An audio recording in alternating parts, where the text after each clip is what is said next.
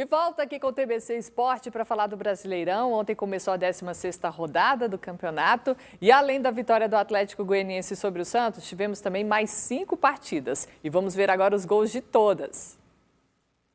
Parque, o Coritiba superou o Palmeiras no duelo que abriu a rodada. Após boa trama pela direita, Matheus Galdesani bateu cruzado e Robson apareceu para completar na pequena área e abrir o placar para os paranaenses. Robson marcou mais um aos 23, quando recebeu de Matheus Galdesani, dominou na entrada da área e acertou chutaço no alto. Coritiba 2-0. Patrick de Paula deu linda assistência de cavadinha para Gabriel Veron, que dominou no peito e bateu rasteiro na saída de Wilson para diminuir para o Palmeiras. Após marcar 2 vezes, Robson ainda deu uma assistência. Cruzou da esquerda e Giovanni Augusto chegou completando de carrinho. Palmeiras 1, Coritiba 3, resultado que causou a saída de Vanderlei Luxemburgo do Alviverde Paulista. Em Porto Alegre, Robinho cruzou da direita, Alisson cabeceou e Diego Souza, também de cabeça, completou para as redes. Grêmio 1-0. O Botafogo empatou aos 40 do primeiro tempo, quando Vitor Luiz cobrou falta para a área e, após a bola bater em Pedro Raul, a sobra ficou para Matheus Babi chutar rasteiro.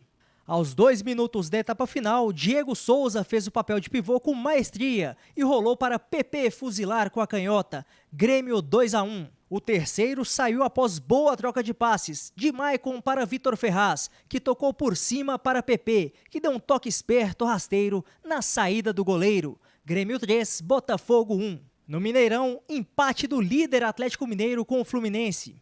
Os cariocas abriram o placar quando Caio Paulista recebeu na meia-lua da área, dominou com o pé direito e acertou um petardo com a canhota, no ângulo. No início da etapa final, o Galo empatou quando Marrone escorou para Guilherme Arana bater rasteiro da entrada da área. Muriel tocou na bola que ainda bateu na trave e entrou. Atlético Mineiro 1, Fluminense também 1. Na Ilha do Retiro, uma chuva de gols e vitória do Internacional sobre o Sport. O time gaúcho saiu na frente após Patrick tabelar com Abel Hernandes e invadir a área, dar 2 fintas desconcertantes no marcador e soltar uma bomba de canhota no alto. Após cruzamento da direita, Adrielson tentou afastar, mas cabeceou contra o Patrimônio, Inter 2-0. Ainda no primeiro tempo, após falta cobrada da esquerda, Marquinhos apareceu livre e cabeceou com precisão, deslocando o goleiro para fazer o primeiro do Sport Recife. Escanteio cobrado da direita e Rodrigo Moledo ganhou disputa no alto para cabecear forte e fazer o terceiro do Inter, aos 7 do segundo tempo. 3 minutos mais tarde, Marquinhos achou Mugni na área. O meia passou rasteiro para Leandro Bárcia, que, caindo praticamente de carrinho, mandou no ângulo. Sport 2, Inter 3. Acabou? Claro que não! Aos 30, escanteio da esquerda, Thiago Galhardo desviou de cabeça e encontrou Patrick livre na pequena área. O volante completou para as redes, marcando seu segundo gol no jogo, o 4º gol colorado. Após a arrancada pela direita, Edenilson cruzou rasteiro para Yuri Alberto pegar de primeira e fazer o 5º gol gaúcho. No finalzinho, escanteio da direita, Galhardo desviou de cabeça e Mikael completou para as redes. Fim de jogo, ufa! Sport 3, Internacional 5. Na Arena da Baixada, o Corinthians venceu na estreia do técnico Wagner Mancini. Aos 49 do segundo tempo, Xavier roubou bola no meio-campo e acionou Everaldo, que avançou pela esquerda e, cara a cara com o goleiro, mandou entre as pernas de Jandrei e garantiu a vitória paulista. Atlético Paranaense 0, Corinthians 1. Hora de conferir agora como é que ficou a classificação após esses jogos de ontem. O Atlético Mineiro com 31 pontos segue na liderança, coladinho nele está o Internacional também com 31. Em terceiro lugar o Flamengo com 30, em quarto lugar o São Paulo com 26, em quinto lugar o Fluminense com 25, em sexto o Santos com 24. Sétima colocação, Palmeiras com 22 pontos. Em oitavo, Fortaleza com 21. Em nono, Atlético Goianiense também com 21 pontos. Em décimo, Sport com 20. Em 11º, Grêmio com 20. Agora vem a turma com 18 pontos. 12º, Vasco. 13º, Ceará. O 14º, Corinthians. E o 15º, Botafogo. Todo mundo com 18 pontos. Em 16º lugar, o Coritiba com 16. Abrindo a zona do rebaixamento, a gente tem o Bahia com 15 pontos. Em 18º lugar, o Atlético Paranaense também com 15. Em 19º, o Bragantino com 12. E na lanterna, o Goiás com 9 pontos. Lembrando que dessa rodada a gente ainda tem hoje, né, 8 horas, Flamengo e Red Bull Bragantino. E amanhã tem Goiás e Bahia, além de outros 2 jogos que acabaram ficando para depois. Ainda não tem nem previsão de datas. Jogos do Fortaleza, Fortaleza e Vasco, e também o jogo de São Paulo nessa rodada, porque ontem já iniciou a Copa do Brasil, daqui a pouquinho a gente fala disso, mas em relação a ontem, Wagner Mancini começa com vitória, né? Importante demais para ele, consegue um respiro para o time do Corinthians, que na zona de rebaixamento, muita pressão, consegue vencer no finalzinho, lá na Arena da Baixada. Então, a questão no esporte ontem era se Wagner Mancini tiraria o Corinthians da zona de rebaixamento. Precisou de 24 horas, tirou. Você achou bom, Daniel? Vai continuar essa evolução, eu acho um jogo bom, assim. Foi bom, né? O Corinthians não mudou nada. Fez esse gol no final numa sorte total, mas foi bom. Um detalhe, foi o primeiro empate do Atlético Mineiro no campeonato, né? O Jorge Sampaoli, ele ganha ou ele perde. Ele é um treinador que bota o time dele para cima, que tem mais vitórias. Flamengo hoje está com jogo a menos, assume a liderança, deve assumir, que deve ganhar do Bragantino em casa, e o campeonato vai pegar fogo. O Inter está na cola ali do Atlético Mineiro, mas tem um jogo a mais também.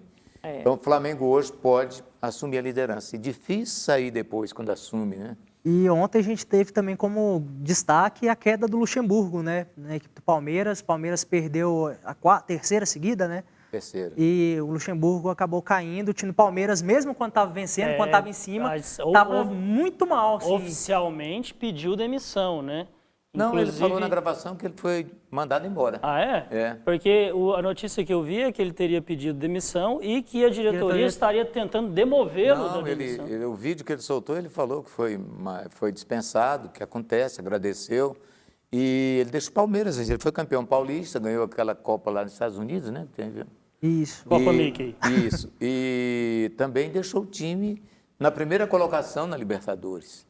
Mais 3 derrotas. O Palmeiras, hoje, é um time...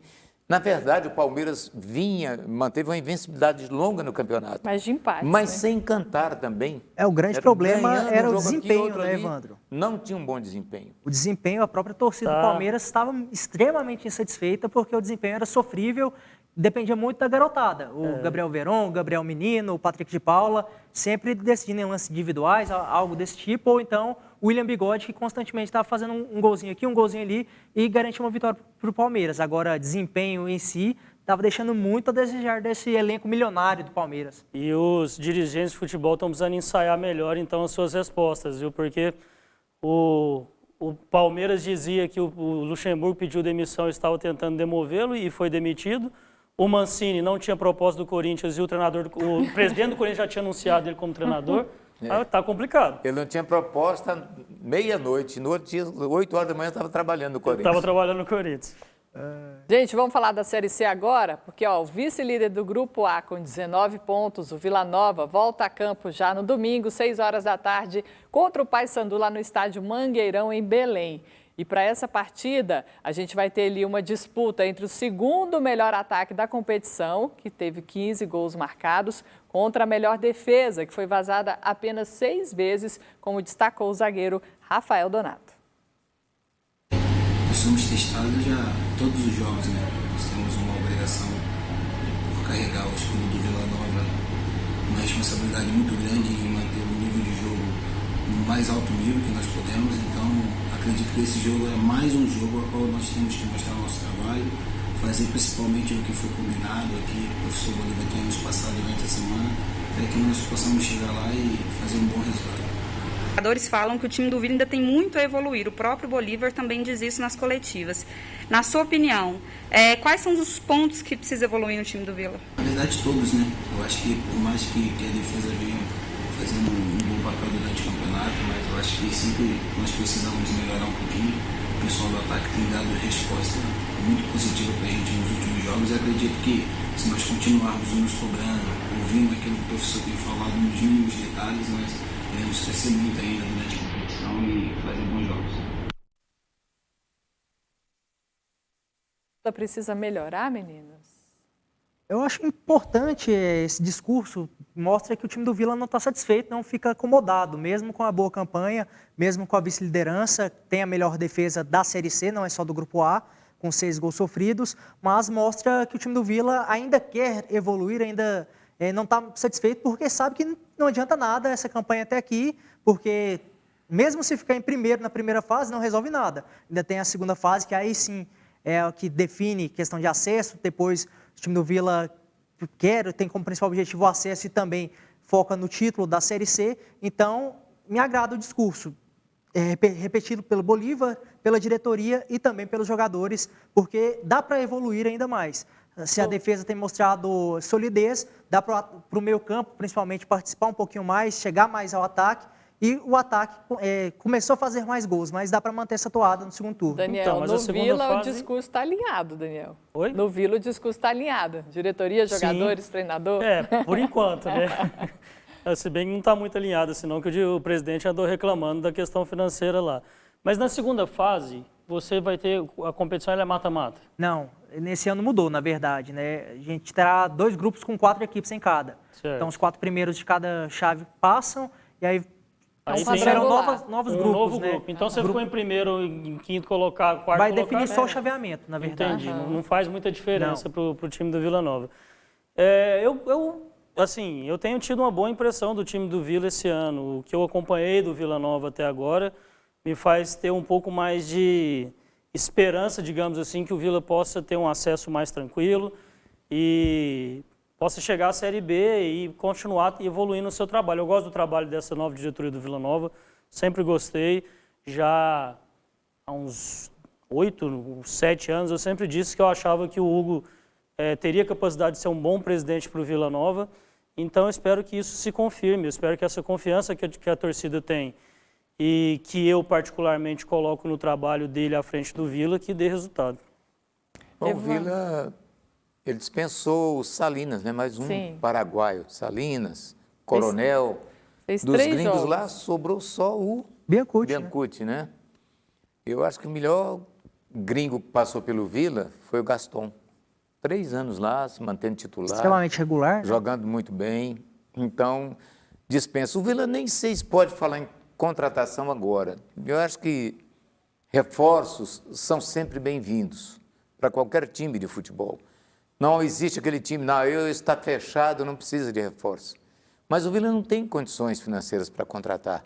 Então, do jeito que está, dá para ir. Quando chegar no quadrangular, eu acho que o Vila vai se classificar, tenho certeza que vai, aí sim você pode pensar. Mas até lá, acho que é bom dar uma segurada, o time está bem arrumado, tem jogado bem, tanto que está fazendo uma boa campanha, e segurar.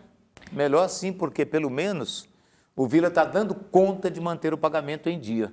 Né? Pagou o mês passado e está levando. E também, assim, uma coisa que os clubes brasileiros reclamam muito é de ter uma agenda muito cheia, de não ter tempo para treinar. E o Vila Nova tendo feito um bom primeiro turno, nesse segundo turno ele pode focar realmente em se preparar para a próxima fase e tem aí uma boa distância entre os jogos, então disso o Vila não pode se queixar. De não ter tempo para trabalhar o time, de não ter tempo para treinar o time, deixar um time bem montado, isso o Vila não pode reclamar. Para encerrar o Vila. Essa fase agora, Thaís, ela só serve para classificar.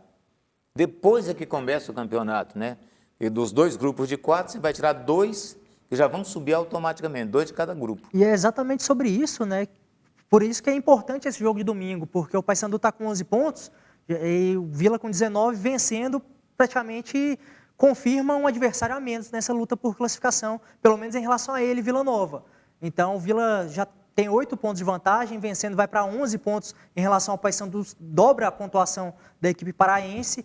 Então, é uma preocupação a menos para o Vila. Por isso, esse jogo de domingo é muito importante para o Vila Nova, porque é um adversário forte, com tradição, que todo mundo apontava o Paysandu como favorito ao acesso ao lado do próprio Vila Nova. Tá certo, e agora a gente vai para o nosso quadro Quem Foi o Melhor? Vamos.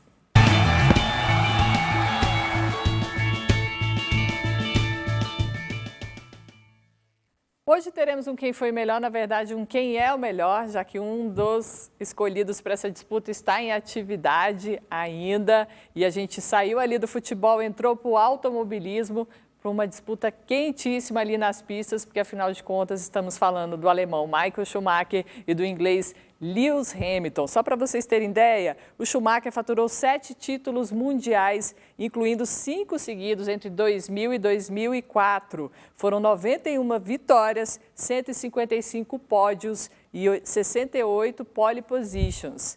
Já o Hamilton, que lidera a temporada desse ano, gente, já faturou 6 títulos, sendo o primeiro em 2008.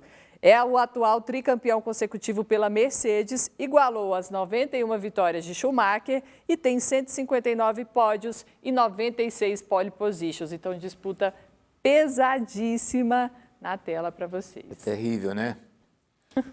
Para mim, o melhor piloto de Fórmula 1 de todos os tempos está entre nós. Ayrton Senna. Não há comparação. E todas as simulações feitas pela FIA, né, calculando tempo de volta e tudo mais, o Senna é o primeiro, Schumacher é o segundo, Hamilton é o terceiro. Então, se você for pegar a época do Schumacher, a tecnologia era uma, a do Hamilton é outra. Sim. Hoje o piloto praticamente ele fica dentro do carro, lá do box é que todo mundo controla lá da cabine que comanda o carro. Eles fazem tudo lá de cima. No tempo que o Senna correu, ele tinha concorrentes à altura dele. Correu numa época em que os pilotos todos eram competitivos. Então, por isso é que ele foi o melhor. Leva no braço. Schumacher também, já no tempo dele, né, que não tinha todas as vantagens que a Fórmula 1 oferece hoje, ele também tinha bons concorrentes. E o Hamilton hoje é um cara que anda sozinho praticamente. O carro dele, desde tem o quê? 2, 3 anos que é disparado a Mercedes. Então eu fico com o Schumacher. E você, Daniel, sua avaliação? Thaís, eu sempre fui um admirador de Fórmula 1, desde a minha infância. Não sou um especialista em números, não conheço do esporte como alguns outros jornalistas, colegas nossos, mas eu sempre gostei muito de assistir, até porque a minha infância, como o Evandro disse, eu via o Senna correr. Ouvia o tan-tan-tan. Exatamente, então aquilo ali apaixonou uma geração. E eu sou fruto dessa geração que se apaixonou pelo automobilismo vendo o Ayrton Senna indo nas pistas. Com relação aos dois pilotos, acho todos os dois talentosíssimos. Está muito em questão essa semana, porque os dois completaram 91 vitórias, né? Mas pelo que eu vi correr o Schumacher e pelo que eu vi correr o Hamilton, eu ainda fico com o Schumacher por algumas questões. Se a gente for comparar números, eu vi aqui que o Schumacher ele tem 75 voltas mais rápidas e o Hamilton tem 51. Isso vai bem de encontro com o que eu conversava mais cedo na redação com o Vitor. Schumacher era um piloto extremamente... era um reloginho. Quando ele batia os tempos na volta, às vezes ele fazia uma corrida inteira, fazia 50, 60 voltas batendo o mesmo tempo. Era chamado de um computador, de ser muito frio justamente por isso.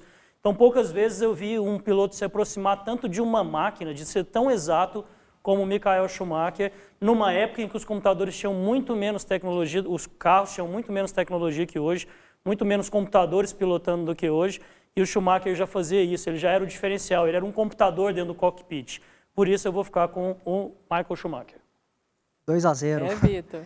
Fórmula 1 também faz parte da minha vida, né, da minha vivência, porque eu não tive o prazer de acompanhar o Ayrton Senna. Ele acabou falecendo no ano que eu nasci, em 94, mas acompanhava por vídeos. Meu pai sempre tinha coleções de VHS, com provas dos mundiais de 90, 91, que foi o último título do Ayrton Senna. 91, inclusive, foi o ano que o Schumacher iniciou na Fórmula 1. O Schumacher vem... Aí alguns números, até para trazer uma comparação entre Hamilton e Schumacher, que é o nosso tema. O Schumacher estreou em 91, venceu pela primeira vez em 92, no seu 18º GP. O Hamilton estreou em 2007 e venceu pela primeira vez já na sua primeira temporada, na 6ª corrida, lá no Canadá. O Schumacher, desses títulos, ele teve como grande concorrente o Alonso, já ali a partir de 2000 2003, 2004, e antes o Mika Häkkinen. E tinha, durante sua estadia na Ferrari, o Barrichello, que era o escudeiro mesmo dele, fazia todo o trabalho sujo. O Hamilton teve mais concorrentes dentro da própria escuderia. O Hamilton teve muitas disputas com o Rosberg, com o Vettel, com o próprio Alonso. Então, o Hamilton, acredito que ainda, é claro, ainda está, mas meu voto é no Hamilton. Exatamente por isso. O Schumacher não teve tantos concorrentes assim, concordo com os pontos apresentados pelo Evandro, principalmente, da questão de... É uma outra época na questão de tecnologia na Fórmula 1, mas o Hamilton teve mais dificuldade de concorrentes, inclusive dentro da própria escuderia. O Schumacher não tinha isso. Inclusive, a gente lembra aquela famosa hoje não, hoje sim, do Kleber Machado, porque na linha de chegada, não foi uma vez só que aconteceu com o Barrichello, o próprio Felipe Massa, quando foi companheiro, também acabou cedendo a posição para o Schumacher. Então, por isso eu fico com o Hamilton. Tá certo, gente. Então aqui foi 2-1 a disputa entre os nossos comentaristas. Eu gosto muito do Lewis Hamilton também. Vou deixar empatada essa disputa aqui. Vou jogar aqui para as mensagens. Vou ver se chegou alguma. Falando especificamente isso aqui, a gente leu aquela hora um votando no Schumacher, né? Estou olhando aqui as mensagens, por enquanto, só de futebol, o pessoal falando. Oi, Thaís. Olá, pessoal do TBC. Meu nome é Isaltino, sou torcedor do Goiás. Assisto o programa hoje pela primeira vez. Gostei muito, vocês estão de parabéns. Obrigada, Isaltino. Acompanha a gente sempre, ó. De segunda a sexta, 7 da noite a gente começa e entrega para vocês às 8. Só falando de coisa boa, você viu aí, né?